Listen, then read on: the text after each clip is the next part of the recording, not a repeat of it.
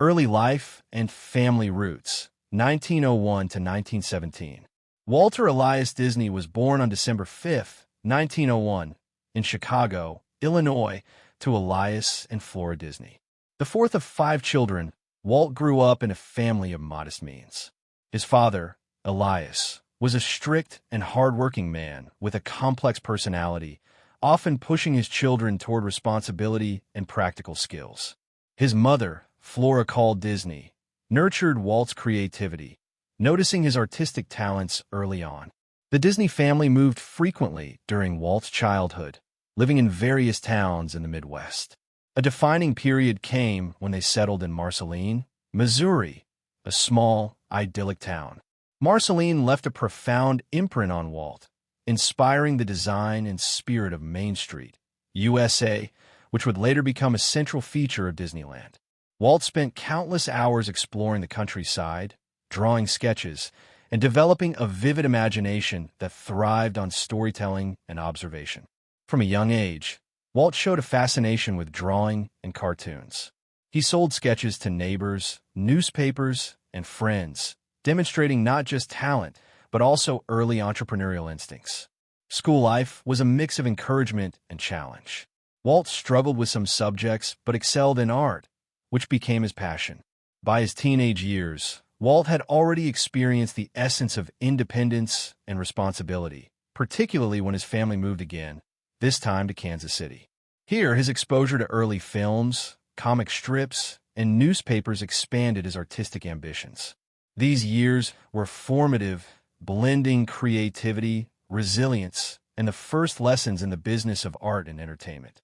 First steps in animation and early struggles, 1917 to 1923. At the age of 16, Walt left high school to pursue his artistic ambitions, enrolling in evening classes while taking odd jobs to support himself. World events also shaped him. During World War I, he attempted to enlist in the Army, but was rejected for being underage. Undeterred, he joined the Red Cross, serving overseas in France as an ambulance driver. These experiences broadened his worldview, instilled discipline, and deepened his empathy, qualities that would influence his storytelling. Upon returning to Kansas City, Walt began working as a commercial illustrator. He secured a position at the Pesman Rubin Art Studio, where he refined his skills in advertisement, cartooning, and character design. Here, he met up Iwerks, an exceptionally talented animator who became Walt's lifelong collaborator. Together, they experimented with early animation techniques, learning the mechanics of movement, timing, and storytelling through visual art.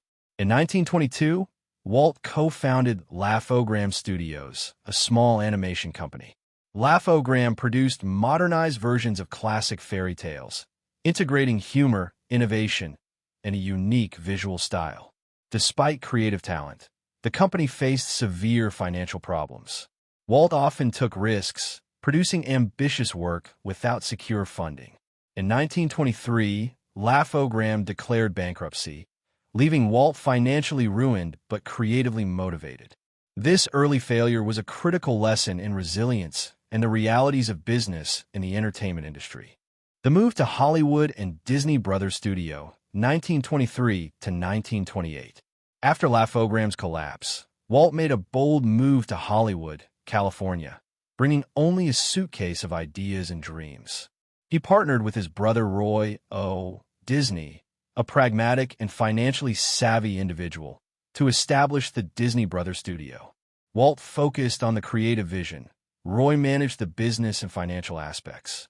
The early years in Hollywood were a mixture of struggle and experimentation.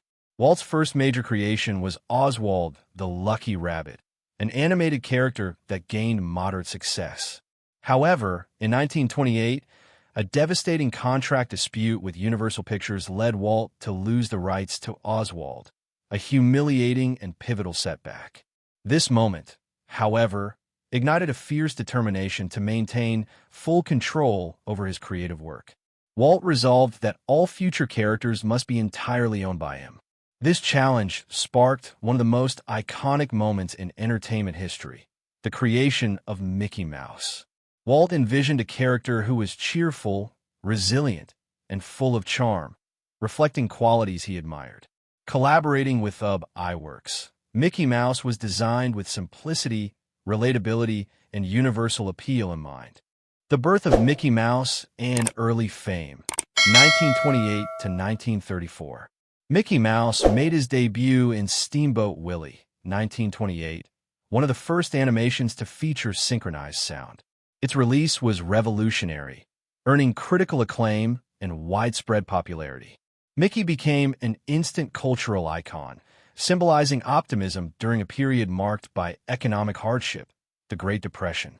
The success of Mickey Mouse demonstrated Walt's vision. He combined storytelling, technology, and character development to create emotional connections with audiences.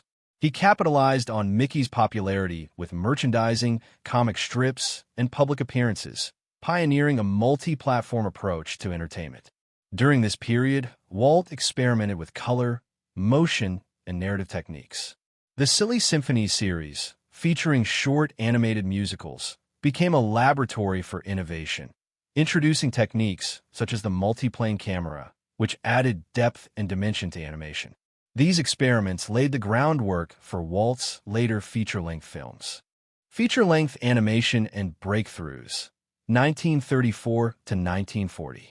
In the mid-1930s, Walt embarked on an ambitious project, creating the first full-length animated feature film.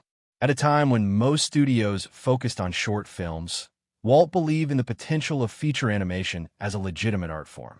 Snow White and the Seven Dwarfs, 1937, faced widespread skepticism. Critics and financiers labeled it Disney's folly, doubting audiences would sit through a 90-minute cartoon. Walt's commitment to innovation and quality proved them wrong. Snow White became a critical and financial triumph, earning Walt an honorary Oscar for his pioneering achievements. Following Snow White, Walt produced Pinocchio, 1940, Fantasia, 1940, Dumbo, 1941, and Bambi, 1942. Each film demonstrated his relentless pursuit of perfection, blending storytelling, music, and technical innovation. Fantasia, for example, integrated classical music with groundbreaking animation, showcasing Walt's willingness to take risks and expand the boundaries of the medium. Wartime challenges and innovation, 1941 to 1945. World War II presented unique challenges for Walt Disney Studios. International markets were disrupted, causing financial strain, and the war effort shifted public attention. Walt adapted by producing educational and propaganda films, collaborating with the U.S. government to create training and morale-boosting films. These years were marked by labor unrest and financial difficulties. In 1941, the studio faced a major animator strike, a pivotal event highlighting the growing pains of a rapidly expanding creative enterprise. Walt navigated these challenges with a combination of negotiation, innovation, and strategic foresight, keeping the studio operational while preserving its creative vision.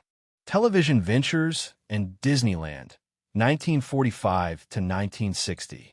After the war, Walt expanded into television, producing shows such as the Mickey Mouse Club and Disneyland, which promoted both his films and the emerging theme park concept. Television became a key platform for Walt to experiment with storytelling across multiple media, building the Disney brand as a global entertainment powerhouse. Walt's most ambitious project during this period was Disneyland, inspired by his visits to amusement parks with his daughters.